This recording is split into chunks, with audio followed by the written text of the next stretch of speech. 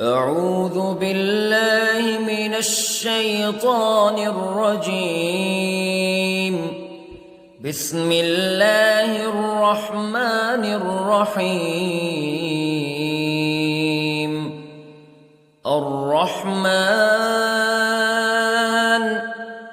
علم القرآن خلق الإنسان علمه البيان. الشمس والقمر بحسبان والنجم والشجر يسجدان والسماء رفعها ووضع الميزان ألا تطغوا في الميزان وأقيموا الوزن بالقسط ولا تخسروا الميزان. والأرض وضعها للأنام فيها فاكهة والنخل ذات الأكمام والحب ذو العصف والريحان فبأي آلاء ربكما تكذبان. خلق الإنسان من صلصال كالفخار وخلق الجان من مارج من نار فبأي آلاء ربكما تكذبان. رب المشرقين ورب المغربين فبأي آلاء ربكما تكذبان. مرج البحرين يلتقيان بينهما برزخ لا يبغيان فبأي آلاء ربكما تكذبان. يخرج منهما اللؤلؤ والمرجان فبأي آلاء ربكما تكذبان. وله الجوار المنشآت في البحر كالأعلام فبأي آلاء ربكما تكذبان. كل من عليها فان ويبقى وجه ربك ذو الجلال والإكرام فبأي آلاء ربكما تكذبان. يسأله من في السماوات والأرض كل يوم هو في شأن فبأي آلاء ربكما تكذبان. سنفرغ لكم أيها الثقلان فبأي آلاء ربكما تكذبان. يا معشر الجن والإنس استطعتم أن تنفذوا من أقطار السماوات والأرض فانفذوا لا تنفذون إلا بسلطان فبأي آلاء ربكما تكذبان يرسل عليكما شواظ من نار ونحاس فلا تنتصران فبأي آلاء ربكما تكذبان فإذا انشقت السماء فكانت وردة كالدهان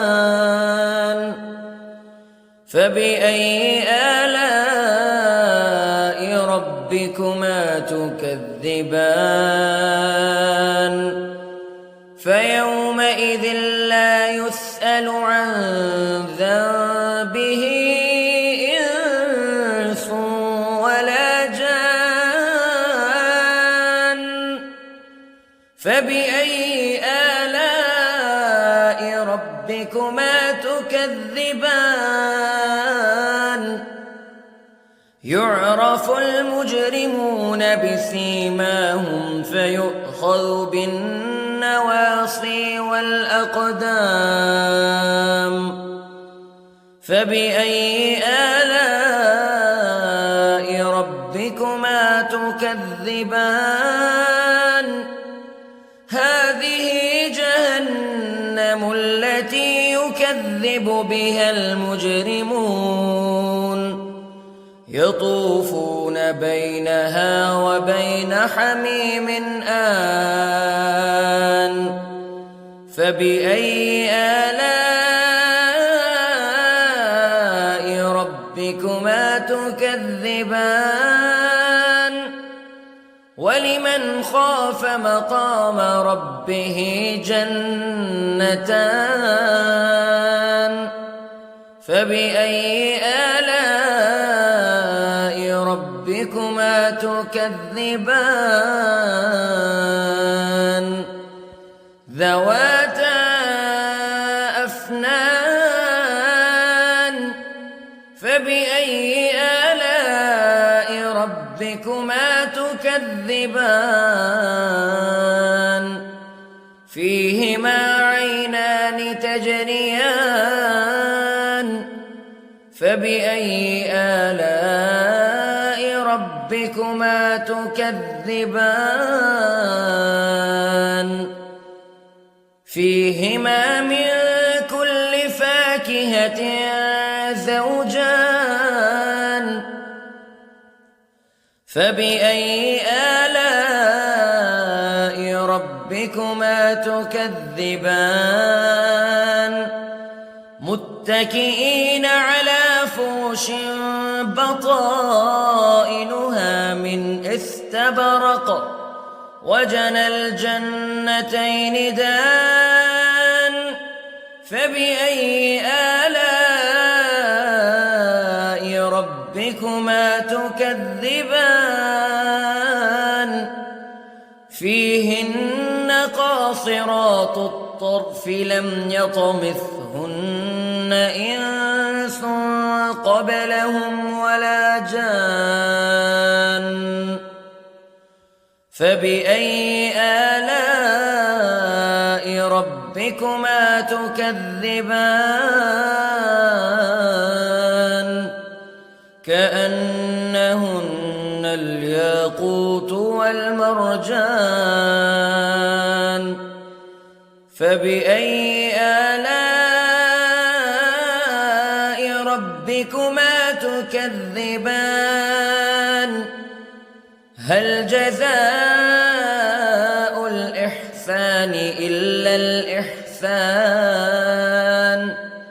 فبأي آلاء ربكما تكذبان ومن دونهما جنتان فبأي آلاء ربكما تكذبان مدهامتان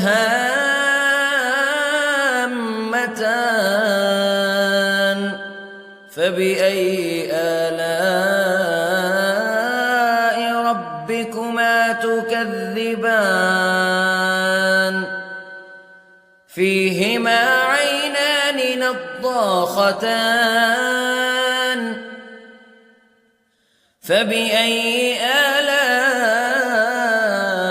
ربكما تكذبان فيهما فاكهة ونخل ورمان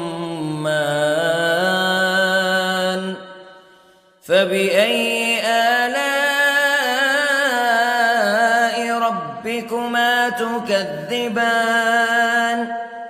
فيهن خيرات حسان فبأي آلاء ربكما تكذبان حور مقصورات في الخيام فبأي آلاء ربكما تكذبان